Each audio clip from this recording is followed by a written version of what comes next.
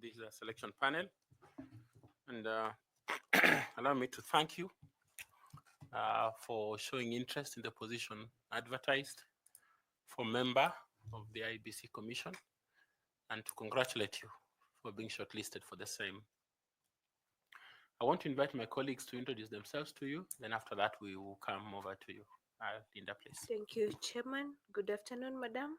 Good afternoon. My name is 𝐓𝐚𝐻𝐿𝐵. I am the Vice Chair of this selection panel, and I want to welcome you for your interview session. Karibu sana. Thank you. Good afternoon. Good afternoon. Is this Tabitha Mutemi of KBC Sundowner? Yes, You are the one. Huh? I am the one. So naitwa Andrew Tanui na karibu.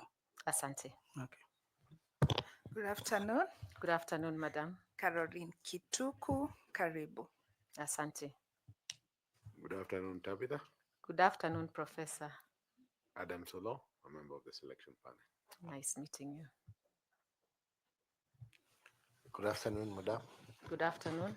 My name is Nicodemus Bore. Karibu sana. Asante. Good afternoon, Tabitha. Good afternoon, Fatuma. Fatuma Ali Saman, a member of the panel. Please feel welcome. Nice. Good afternoon, Madam Ndonga Mutemi. Good afternoon, Ambassador. Karibu sana. My name is 𝐓𝐚𝐻𝐿𝐵, and I'm a member of the panel. Karibu. Thank you. Afternoon, Tabitha. Good afternoon. Evans Misati, member of the selection panel. We welcome you to this interaction session. Thank you. Now we'll come to you, and we ask that you take 5 minutes or so to introduce yourself, highlight the things that you think are significant for us to know, and tell us eventually why Tabitha is suitable for this position that she's interviewing for. And if you are a member of any professional group, and if you have received any award or honor, also mention those to us. It would be nice for us to know. Kindly proceed. Thank you very much, Chairman, and esteemed members of the IEBC selection panel. My name is Tabitha Mutemi. I am a strategic communication and media management professional for 33 years. Out of 33 years, 26 have been in public service. I hold a Master of Arts in corporate communication from Daystar University. I have a Bachelor of Science in Environmental Health from Kenyatta University, a Diploma in Radio Production from the Kenya Institute of Mass Communication. I also have several professional certificates, strategic leadership program from 𝐓𝐚𝐻𝐿𝐵 and Kenya School of Government, a senior management course, corporate governance, and also work performance, among others. Currently, I am enlisted with the United Nations Global roster as a senior communication and media management consultant. I have had the privilege to conduct trainings in Juba, specifically with the Electoral Management Board in Juba, and also several other stakeholders. I am the chairperson of the Association of Professional Broadcasters in Kenya. I'm an active member of the Public Relations Society of Kenya, and also a facilitator for the CBD programs in PRSK. I'm a recipient of an excellence certificate from Public Relations Society of Kenya, and also an awardee for the PR Warrior. I'm also a recipient of the State Order of the Grand Warrior. I am very passionate about sharing knowledge, championing best practice, and also leveraging on real experience to create impact and growth. And I'm also very passionate about mentoring. I started my career at the Kenya Broadcasting Corporation in 1991 as a young radio producer, and I pioneered several programs. I was also quite popular in Sundowner. In late date, memories are made of this. And one of the things that I did is to volunteer to also participate in the 𝐓𝐚𝐿 service at a time when vernacular stations were rare and undervalued. I also had an opportunity to work at the Presidential Press Unit, where I joined my seniors, the late Salim Mohammed, the late Leonard Mambo, James Abila, Willie Mwangi, and I was the only lady commentator. I have actually had my grounding on election at Kenya Broadcasting Corporation. As you will note from an appreciation letter from the then MD of Kenya Broadcasting, Simeon Anabwani. So I had my grounding in my career at the Kenya Broadcasting, and I covered elections in 1997. From Kenya Broadcasting Corporation in 1999 to 2005, I joined the media agency, and at the media agency, Broad-Based Promotions, I was able to hone my skills in developing policies, preparing media campaigns. I understood the importance of media planning using data and using audience consumption ratings. I also learned about media production of documentaries, which really helped me later in life. And I was able to start a program called Spiritual Diary, where we actually pioneered the televangelism at the time.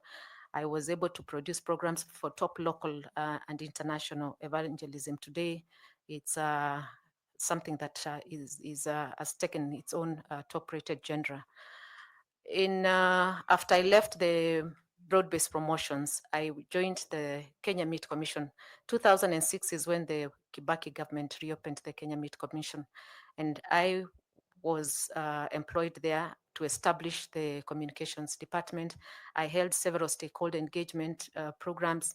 I rebranded Kenya Meat. I associate with the slogan, "A cut above the best." I was able to set up the website and the social media and the department to be running. 2009, December is when I left Kenya Meat Commission. 2010, January, I joined IEBC as a manager communication, corporate communication, corporate communication, yeah. I was also tasked with the work of establishing and operationalizing the communications department. I set up the website and the social media platform. I introduced the newsletter, quarterly newsletter called The Ballot. I introduced also weekly e-bulletin. I was able to set up a media curriculum. These are the Kenya Meet, or this is where? Now I'm at IBC. IBC. Yes. From 2010, January 2010 to January 2023. So I established the office in Kenya Meat Commission and also established the communication office at IEBC and set up the website, the social media platform. I came up with a training curriculum that we use to train the media across the country. I developed a framework for accreditation, and also up to date, I developed a framework which has become a standard operating reference point for developing terms of reference and specifications for voter education, stakeholder engagement, and public outreach media campaigns. I also developed, established, and this is a signature feature at the National Talent Center. This is the National Elections Media Center, which hosts both local and foreign journalists. It can host about 200 journalists to be able to file their stories in real time and enhancing transparency and accountability in the electoral process. So through the National Elections Media Center, I was able to institutionalize media in the electoral process to enhance transparency. And in the National Media Center, there is also what we call an audio and live link from the auditorium. So the media people are able to relay what is happening in real time. And there is also an help desk where they would be assisted in case of they needed interviews or they needed any clarification. Another signature feature that has since been integrated that I established for the National Tallying Center is the National Elections Communications Center. And this is a system for monitoring threats and incidences around the electioneering period. Through what I developed 3 units, Operation Support Unit. So through the Operation Support Unit, the commission is able to engage with all the returning officers, and we normally establish this center 2 weeks or 3 weeks before the election. So they're able to monitor whether they have gotten the material. If the elections officers have issued, the commission is also able to give a real feedback. Then the second unit within the National Elections Communication Center is what we call the public support unit, which is open to the public, and they're able to call the commission and share the commission. Maybe they're not finding their name in the voter register.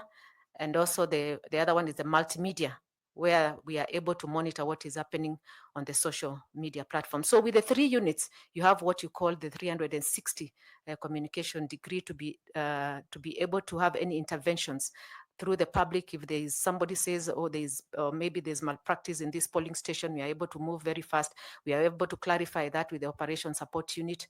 And when sometimes we are still waiting for the results, we are able to use the units to call and find out what is happening and give any help that is needed. So those 2 signature features, I was able to establish them. And also the logo of IBC. I am humbled to say that I spearheaded the development of the logo of IBC from IIEC, and that is also one of the things that was in the Kriegler report, to have a new image and new ethos. The logo of IBC is not just a visual identifier. It is a democratic promise by IBC to the people of this country that they are committed to conduct free and fair election. And the map of Kenya in the logo is about inclusivity, that every citizen in this part of the country matters, and that the commission will be able to ensure that there is equal participation of every citizen across the country. And the white in the logo I would represents. like to stop you here. Do you want to move to finish the white, then move to what you're doing currently in a minute, please? Yes, it is about the purity of the process. And the other elements that I introduced is a corporate prayer, the corporate signature tune, habari njema kwa Wakenya wote kuhusu tume huru ya uchaguzi isiyoegemea upande wowote. So that was a call. When you hear that call, IBC is calling you to action. So there are a lot of corporate elements. And out of that and the passion that I have, actually my nickname in the commission, they called me Madam Image. Thank you, Chair, and members of the public, the panel. Madam Image. Yes. So why did you leave? I joined the commission on 18th January 2010, and I left 18th January 2023. First, I find it divine. I've been in the same position for those years. Actually, I would not be ambitious if I didn't want to move to the next level.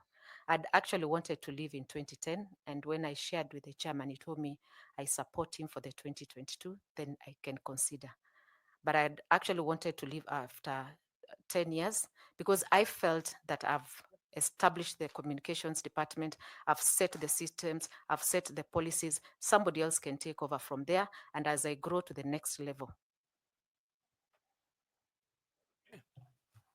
So what have you been up to?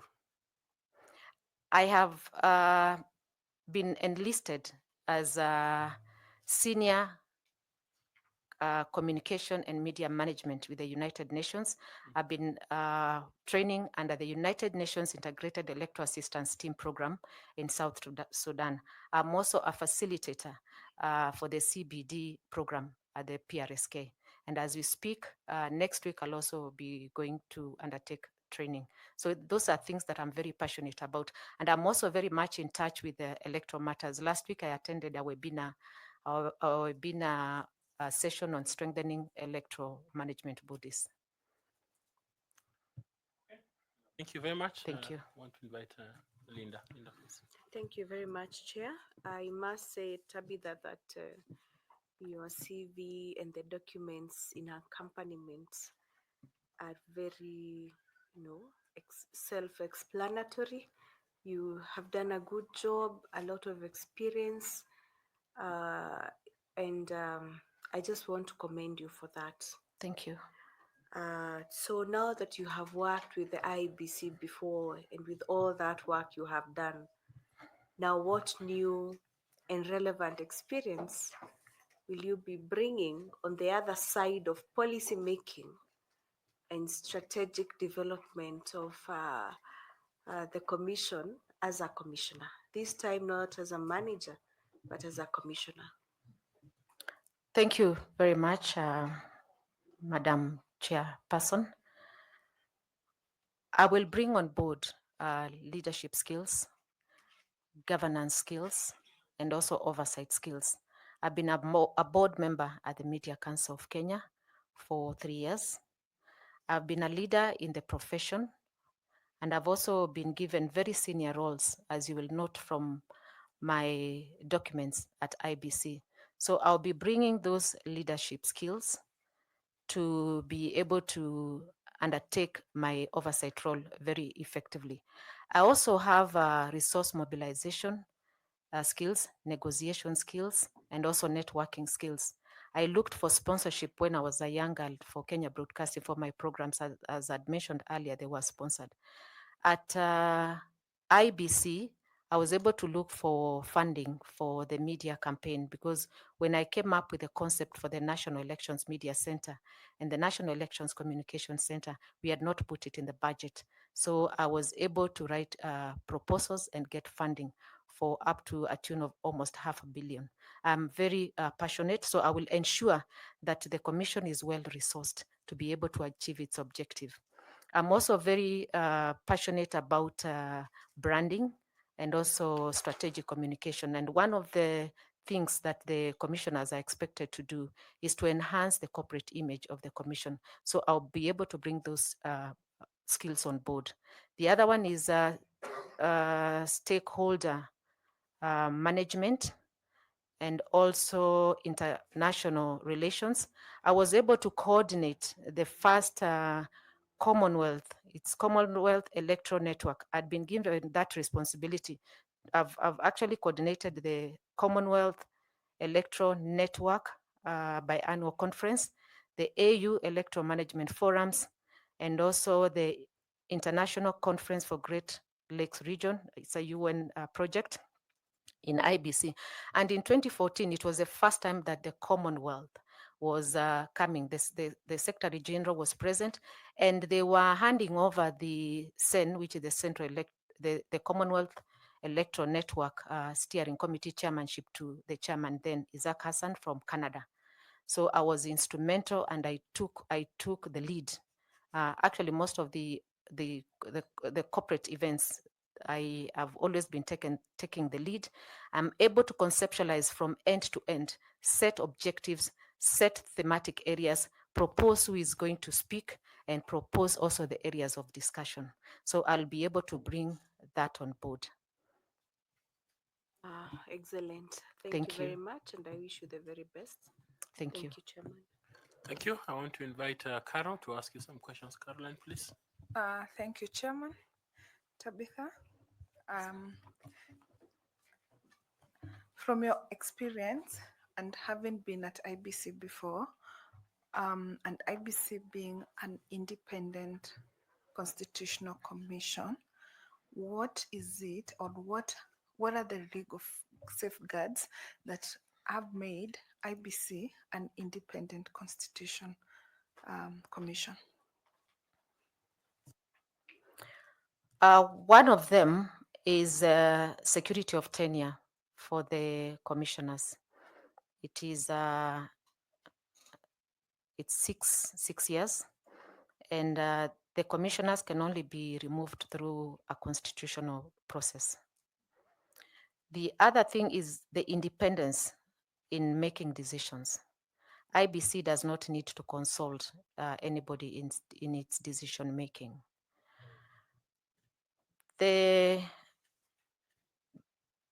Despite the fact that IBC is funded by the Exchequer through the Consolidated Fund, IBC manages its own resources. So it is independent in those aspects, among others. Thank you. So it is independent, it has all those safeguards that you have spoken about, but it's still accountable to the people of Kenya. True. So how is IBC accountable to the people of Kenya? IBC is accountable to the people of Kenya, one, through stakeholders.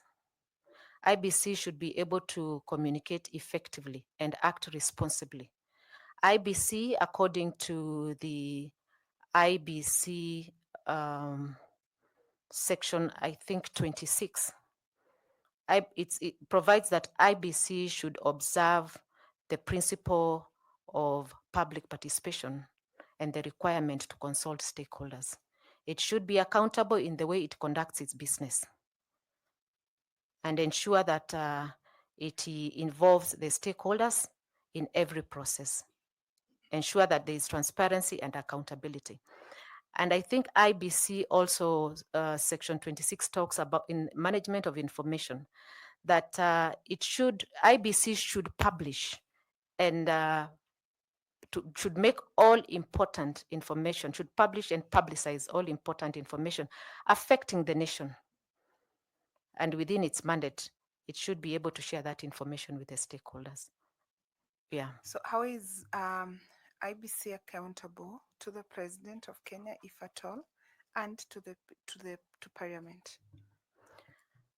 It is accountable in how it executes its business, in the sense that there is always the report, it's the accounting report that has to be taken to Parliament. The end of the year accounting report, the post-election evaluation reports, they are reports that IBC is supposed to take to Parliament. And also when it comes to budgeting, it is supposed to disclose to Parliament the budget, how it's going to spend that money, itemize the budget so that the Parliament can be able, through the committees, can be able to fund the IBC adequately. So when it comes to financing and the reports that are supposed to be shared with Parliament and also subsequently, I think, to the President. All right, thank you very much. I wish you well, and thank you, Chair. Thank you. Thank you. I invite Koki Muli to ask you some questions. Koki. Thank you very much, Chair. Madam Mutemi, Yes, you Madam have, Ambassador. first let me join my colleague to congratulate you and appreciate much extensive experience that you have in media communication and what you have been able to personally achieve in your own career. Since you have experience at IEBC, I will not ask you our usual questions, but I would like to request you to tell this panel and the people watching you 3 things that you will do if you are fortunate to be a member to improve the conduct of election and the integrity of elections at IEBC.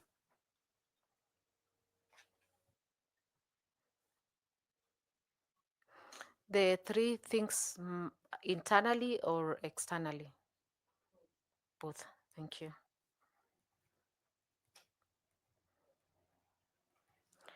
One of them is institutionalized inclusion in IBC. As you say how. Okay. Institutionalized inclusion. IBC does not have a specialist in gender, inclusion, and disability.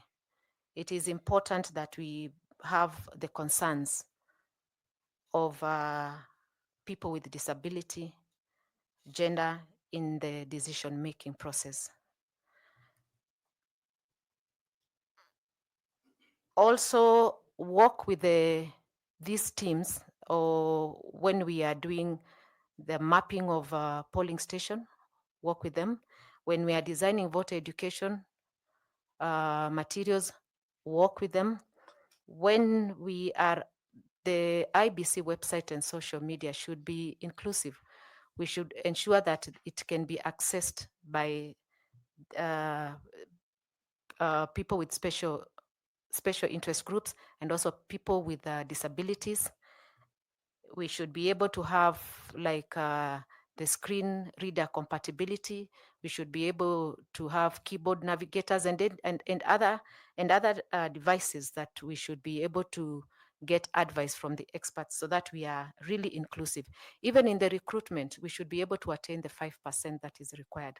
So I would really ensure that we enhance inclusion and institutionalize it. The second thing is innovative voter education approaches. Right now, Madam, statistics show that by September 2024, there were 684 registered licensed radio and television stations. And out of the 684, 252 are radio and 246 are TV station. And data from the Media Council of Kenya and also the second quarter of the Communication Authority show that there is a very high penetration of mobile technology and also internet users. So we have there is an internet user penetration of 40.8%, which translates to 22.7 million. And this 22.7 million is even more than the number of the registered voters by IBC in 2022. So we should be able to have innovative ways. And 23% of the Kenyan population are on social media. We cannot sit down and just wait for budget and do the traditional voter education initiatives. We have to get out of the norm and be innovative. It shows also the leading social media platforms. We have WhatsApp channels today. We have, which actually corporate organizations are in WhatsApp channels. I've seen also international bodies. There is also the Instagram, there is Facebook, and there is also TikTok. We should be having even a voter educator on TikTok. We should be having a voter educator in Instagram. We should be having a voter educator on X. X is still the most vibrant and controversial, given the vibrancy of Kenyans on Twitter, now Kenyans on TikTok. So the statistics show that we have a big population on social media that IBC can embrace. The other one that I would look at in terms of improving is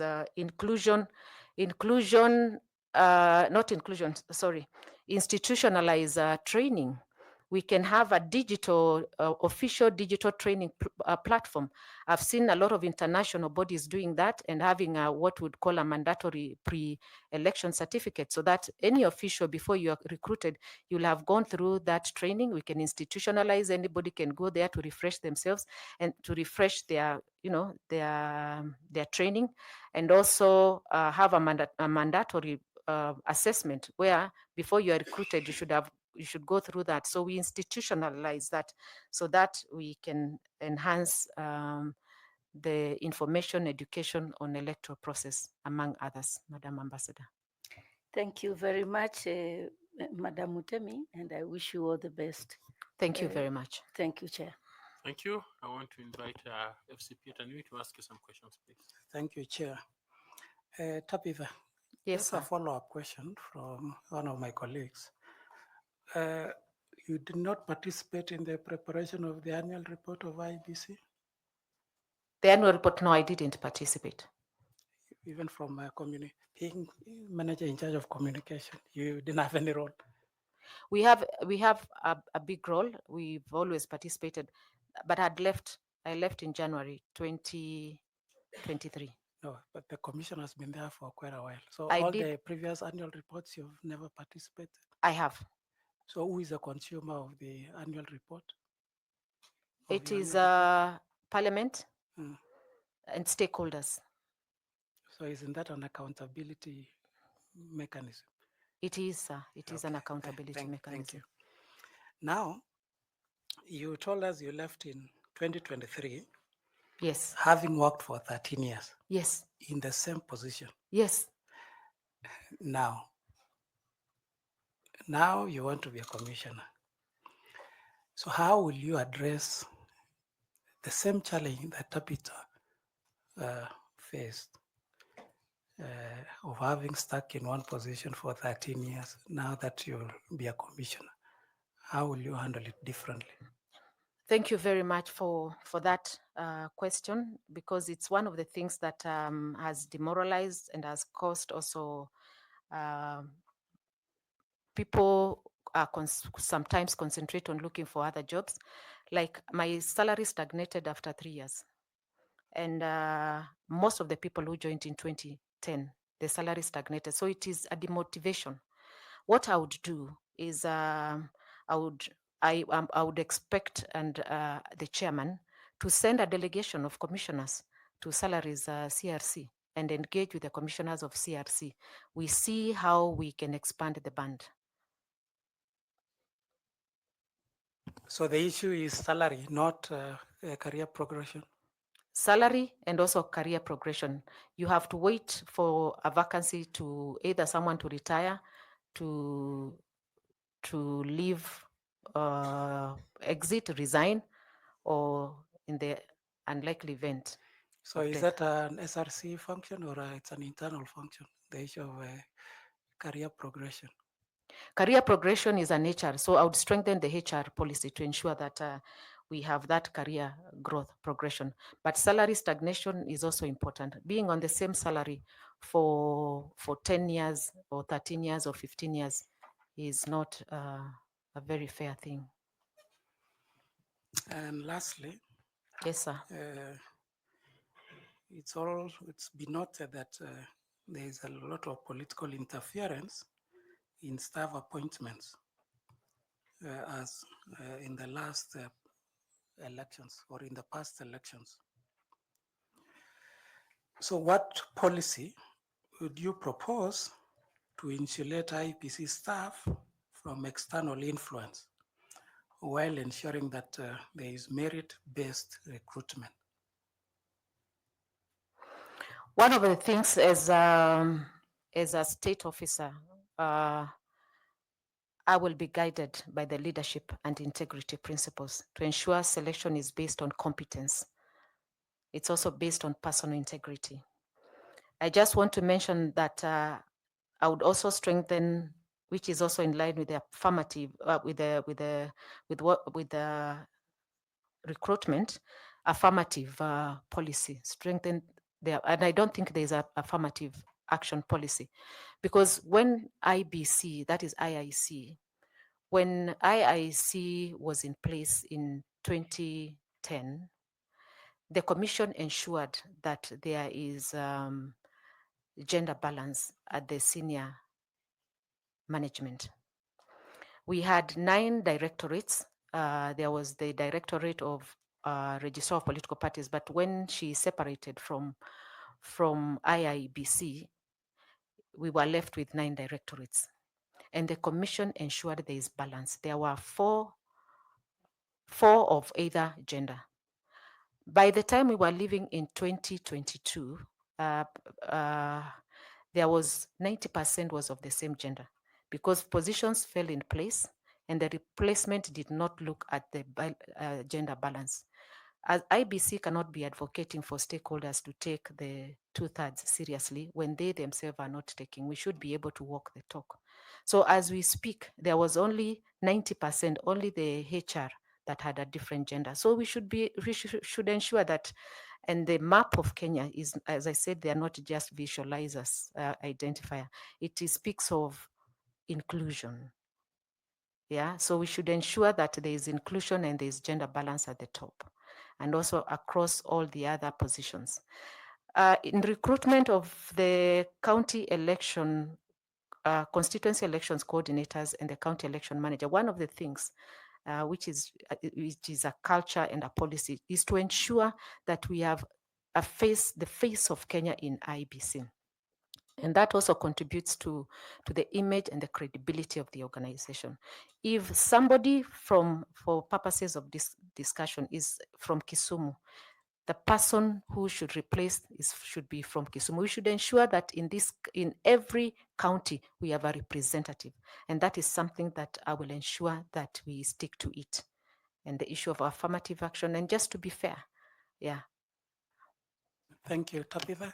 Thank you, sir. And maybe now in your extra time, you can revert back to KBC for sundown. Some of us used to listen. Thank you. Okay, but you need to attend to the issue of career progression. Yeah. I want to ask Misati to ask you some questions. Tabitha, how are you today? Fine, thank you, sir. Now, mine, I know that you have had a good experience in IPC, and you know every corner of IPC. Now, it has been said, or it's very common that the CEO of IPC, we have had several CEOs.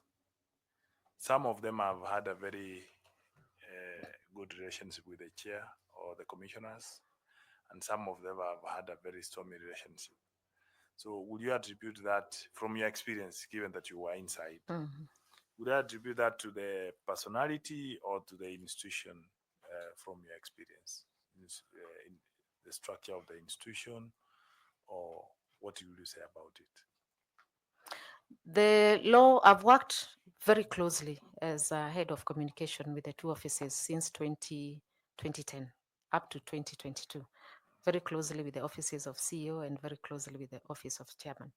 The law is very clear, but I think there is institutional ambiguity. I will not get into details of what could be the reason, probably maybe other interests, but I would propose that because we have an audit committee, we need to strengthen the audit committee. We need to come up with a policy. We need to come up with a procedure for mediation, and that can be domiciled under the audit committee, because the audit committee, they are external experts and they are recruited by the commission. I think that is also, it was a Gazette notice for the constitutional commissions and independent offices. So they get two experts, people who are respected in the audit committee. So I would propose that we have a policy and a mediation procedure, because we cannot be talking about conducting dispute resolution for other stakeholders, yet we cannot do that for ourselves. Yeah. That is something the chairman and the commission should look into, so that they strengthen that committee and before things spill out, because one of the things that has destroyed the image of IEBC drastically is those divisions between the CEO, the chairman, and also the commissioners themselves. That's good. So you've given an opportunity, a commissioner, you put that in place. I would strongly propose that we should be able to do that mediation internally, have that mechanism internally before this. What do you say to the fact that some CEOs were liming well with the commission and some were not? So is it an issue of personalities also, or because some were working well and some were not working well? So if you are referring, what you are doing, we are referring to is in relation to those who had disputes. So what do you say about the ones who were working well? Were they being compromised, or what was happening? I think the only CEO who has not had divisions is the current CEO, but all the others, there has been an issue between the CEO, the chairman. There's been those divisions. So it could be different things. Those divisions, as you see, when commissioners are full-time, if they are not careful, they can find themselves joining camps. So that is one of the things that the commissioners that have come on board, they should ensure that they don't form camps with the secretariat. If there are issues that need to be resolved, they need to be resolved internally at the governance level. Because some of the other things that I saw play out is like leakages of information. If there is information that has leaked that was between the CEOs and the chairman, it creates mistrust. Yeah, so we need a very good framework under the mediation So committee. framework on mediation and dispute resolution. Yes. Now, on the same, what happened that the boardroom lecture that we show, in your own thinking, did it spill over to the secretariat or to other directorates? The division that we saw, did it spill to the other secretariat or directorates? And if so, if you are given an opportunity, how will you make sure that that is sorted so that we can move as a The divisions in the boardroom or divisions at Bomas? the divisions within the commission. Of course, it was in public area that there were divisions. So did they spill to the secretariat? And if you are given an opportunity and you find that of course they did that and they are still working, how would you make sure that you now bond and move together as a team? Yes, as I said, to mitigate that is what I've proposed about mediation, but also to have team building, to be able to, and just be honest.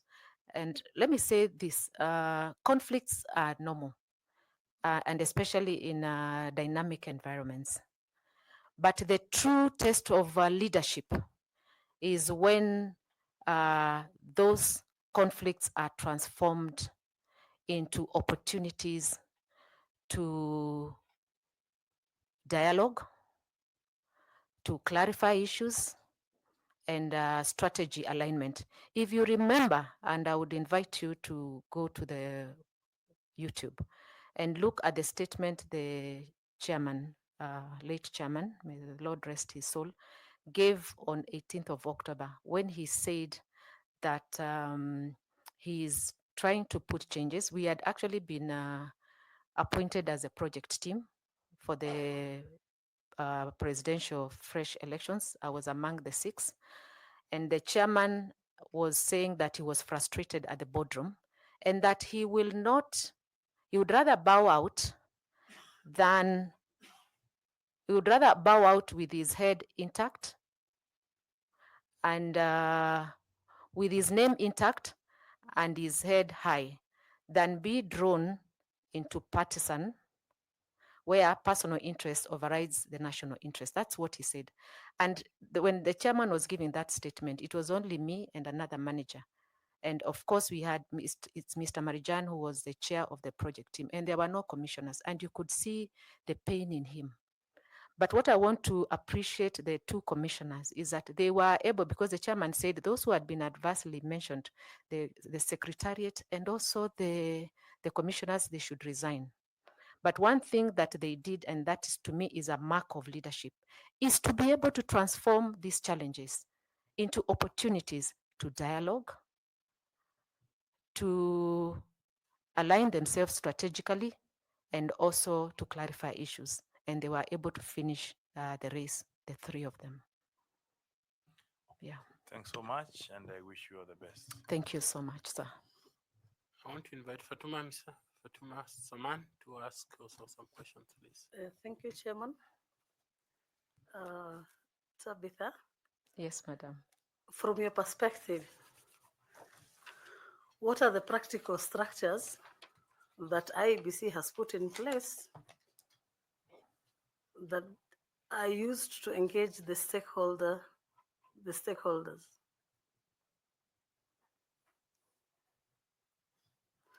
The practical structures that IEBC has put in place to ensure that stakeholder engagement happens. One of the practical structures is the stakeholder policy, that there is a framework to guide that. The other thing is there is, I don't know how to put it, but there is a bank of all we've done stakeholder mapping, and we have contacts that have been put in place. The right word has escaped my mind. Yeah, but being able to have that contact list of all the stakeholders that we can call them and engage with them at any point after doing the stakeholder mapping. So we know who our stakeholders are. But what we need to do, because of the issue of inclusivity, which I'm very passionate about, is to ensure that we have disaggregated data, like when we are doing voter registration, so that we can understand the forms of disability and come up with a strategic intervention measures. The other thing is to strengthen the political parties liaison committee. When the commission started, I was a member of the political parties liaison committee. We need a collaborative framework, because one of the things that the political parties liaison committee has accused IBC is that they send junior staff who cannot make decisions. And IBC feels that when the senior people are come, or which they actually demand for either the chair or the commissioner, they are a bit hostile. And they also, in the political parties, they have very junior members who are not also able to make decisions. So that is something that can be worked out with a collaborative framework, so that there is mutual and beneficial and respective engagement. Because you cannot, IBC cannot do without political parties, and political parties cannot do. It's a symbiotic relationship. So we need to be very intentional. We need to work with our stakeholders, and stakeholders can legitimize a process. Political party stakeholders can calm the environment in a politically charged environment. And stakeholders can also legitimize your stay in office. So we need to be intentional. We need to have framework. We need to engage each other honestly, yeah, and put the interest of this country before our personal interest. Thank you. Is there any outcome that you can associate with stakeholder engagement during your time? And any kind of productivity that you saw? Yes. The policies, the post-election evaluation report is an outcome of the stakeholders, successful stakeholders engagement. The infomercials that we've had and documentaries, they are also as a result of the stakeholders engagement. And most of the policies have also been a product of engaging, because anytime, like if it is you're doing a communication policy or you're doing an ICT policy, you have to get the views of the stakeholders. So most of the policies are a product of a successful engagement with the stakeholders. And also production of the voter education materials are also a product of stakeholder engagement. Thank you very much, and I wish you well. Thank you, madam. Thank you. I invite Nicodemus Bore to ask you some questions. Mutemi, Yes, sir. having worked at the IEBC and other places where the face and the corporate image is very important, now you are seeking an opportunity to become a commissioner. And as we know, the commissioners are is the IEBC. Because right now we are saying nothing is moving in IEBC because there are no commissioners. We know that elections are very dynamic. Policies evolve, technology changes, and the political climate shifts every now and then. How do you personally lead through such volatility? Personally? Yes, as a member. Thank you very much for that question. In fact, one of the things that I will do is once you give me this opportunity and God guides me, is to sensitize political parties, the candidates, because people don't know how to behave when they win and when they lose. The candidates should be sensitized in such a way that they will take they will actually engage or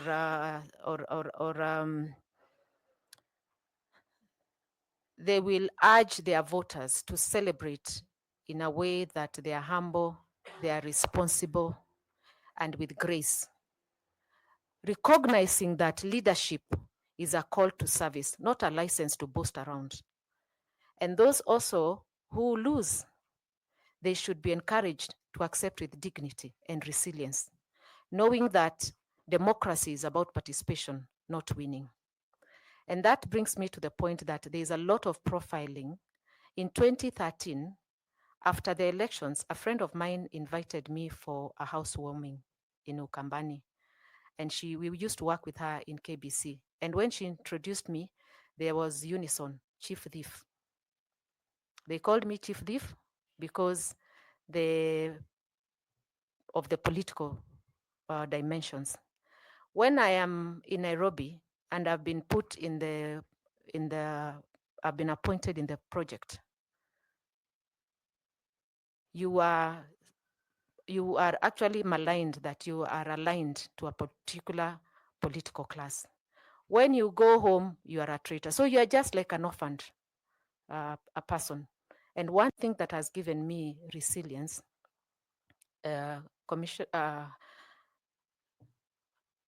Bore, is that I lost my parents at a very prime age, at the age of both my parents at the age of 19 years old. I'm the second born. And I have navigated life's challenges with resilience, hard work, and determination. I've never had godfathers or godmothers. And I am actually a beacon of hope for those young people who lose their parents at a very prime age. And I'm still a pillar of strength to my family and many relatives. And it is a responsibility that I take with humility because it has defined who I am, a person of integrity, a person of resilience, and a person of unwavering faith. And I'm a self-driven person and purpose-driven. And one thing that I know is that when you do the right thing, even the intervention protection steps in. And integrity has a way of attracting support and vindication.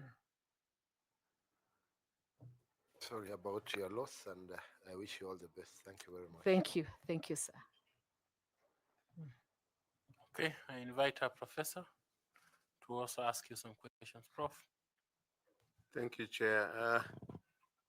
Tabitha, let me revisit this stagnation in IEBC,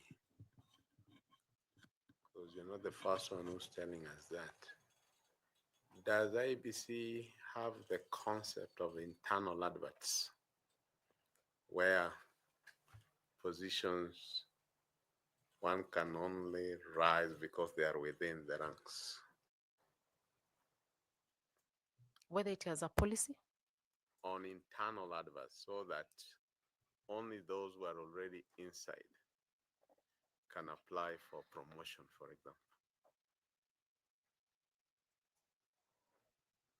It actually depends with the positions. Some positions are open for external, like CEO position, and I think deputy CEO positions, they are open for external applications as well. But you can apply. It's just like this one here, that you've had a lot of IBC people applying. What I'm trying to get at is that at the communication ladder where you were in IEBC, was there anywhere else to go after that, or would you have to go into the mainstream administrative? That is why I am here, because there was, but one thing that I would do given the opportunity is to strengthen, to have communication as a directorate. And we've never had a commissioner who is well grounded in communication and media matters, because IBC is a communicative organization. Communication builds public trust, it builds credibility, and it clarifies a lot of issues, which is what is ailing IBC. Thank you very much. My last question. Yes, sir. is a crisis response question. Tabitha 𝐶𝐚 has made it to the commission and is a commissioner. So it's a hypothetical question.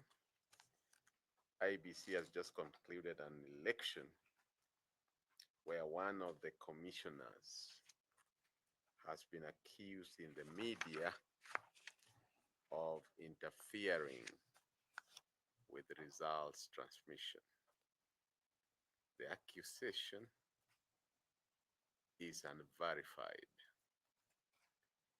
How would Tabitha 𝐶𝐚 address this issue to maintain public confidence in the commission?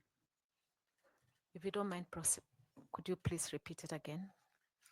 I repeat it. It's Thank a you. hypothetical question. Yeah. Commissioner Tabitha 𝐶𝐚 is in office. The 2027 election has just been concluded. And one of the commissioners is accused in the media of interfering with the results transmission. This accusation is, however, unverified. How would Commissioner Tabitha 𝐶𝐚, who's the communication specialist in the commission, address this issue to maintain public confidence in the commission? Thank you very much.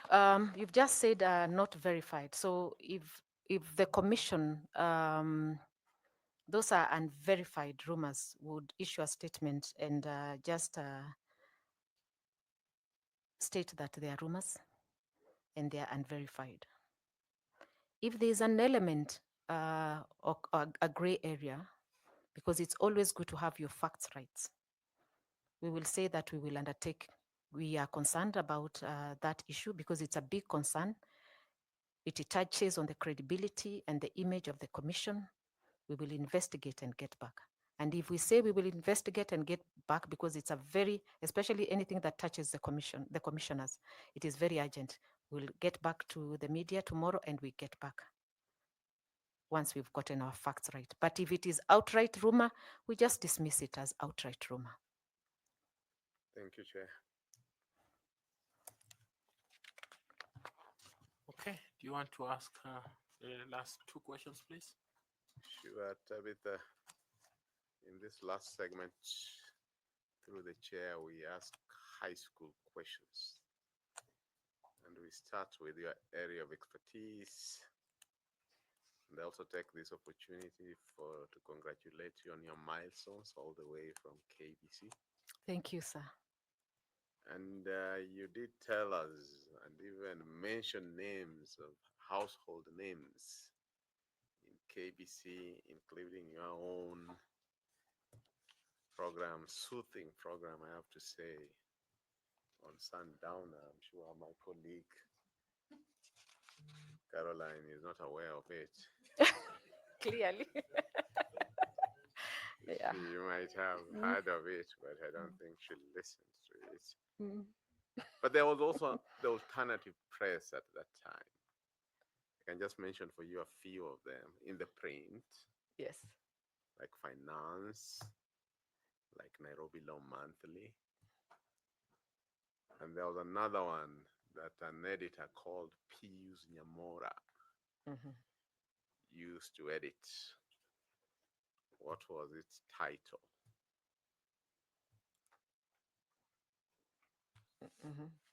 You mentioned which one and which one? I mentioned Finance, which was Bedan-Mbogo, I believe. I'm not so sure. There was Nairobi Law Monthly. It started with the Gitobu, then changed hands later. I'm inquiring Society. Who was the editor? I can't recall. Pass. I pass that one. Then I go to a general one. Take me to broadcast, not print. Okay, let me, since it's a request, I've never had a request, but since you have given me, Oh, thank you. since you have given me a request, I think there used to be a program. Was it Golden? You can finish for me. There was no Golden something. Memories are made of this. Yes. Yeah. Who produced that? We were quite a number because we used to have it, and I think it's still there. Very early in the morning when we open the station, memories are made of this. Or the So you golden are days. many. You can't say the others. There's �WANJIRO, there is John Obongo Jr., there was Regina Githaiga, there was Tabitha Motemi. Okay. Thank you. Okay, now let me ask outside broadcast Yes. a general question. Yeah. Name any two African countries that border the Red Sea. Two African countries that border the Red Sea. The Red Sea.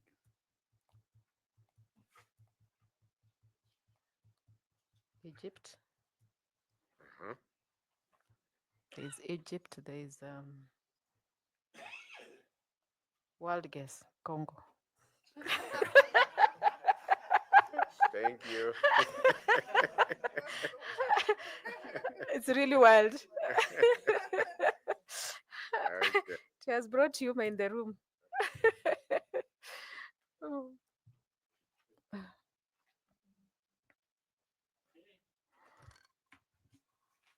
So who did you leave behind as Madam Image? The structure of IBC has two managers, corporate affairs, and also someone in charge of media. So there's a lady who came in 2022, Okay. but there's also my position that is vacant. Okay. Yeah, and I have a very good team, very able team. I started with most of them in 2010. I prepared them, and they are quite competent. I'm quite proud of them. Okay. Yeah. Well, thank you. It's been a great pleasure listening to you and just hearing your perspectives, your understanding of the operations of IBC, and highlighting your contribution, which is significant.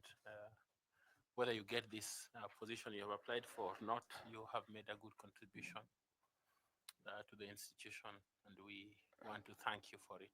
Thank you, sir. We have come to the end. Feel free to pick your notebook and the pen, and then you have your big folder at the door with a gentleman. It needed us to have the folder maybe some 2 days before. And maybe in the future we'll need to make a recommendation that people need to send their folders in advance for us to be able to study and see them. You have a very good folder, and we appreciate that. Thank you, sir. Asante, and we wish you well. Do I say something? Please do. Yes. First, I'm happy that I left that vacancy so that the staff can also be promoted. And I pray that they are promoted to that level. Thank you so much. I just want to say thank you so much for giving me this opportunity to come before this esteemed selection panel. And I just want to assure you and to promise you, should you give me this position, I will exercise my duty with the highest degree of care, skill, and diligence. I will bring honor to this country and to the office that I will be serving. I wish you well, and God bless you. Thank you very much.